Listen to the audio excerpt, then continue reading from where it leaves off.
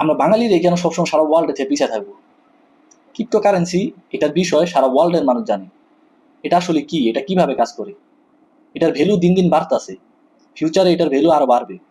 প্রত্যেকটা দেশ এটা নিয়ে কাজ করতেছে, বাট আমরা বাঙালিরা এটার বিষয়ে বেসিক নলেজটুকুও নাই।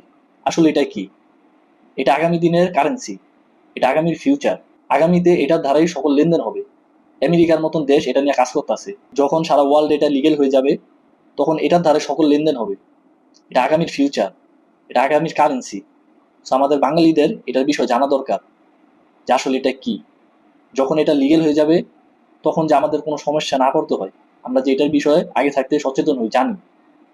আপনারা জানেন যে কাগজের যে টাকা, ডলার, এগুলো আগামীতে থাকবে না।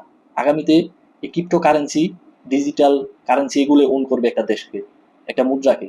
তখন যে আমাদের কোনো সমস্যা না পড়তে হয়, সো এই কারণে আগে থাকতে আমাদের এই বিষয়ে জানা দরকার।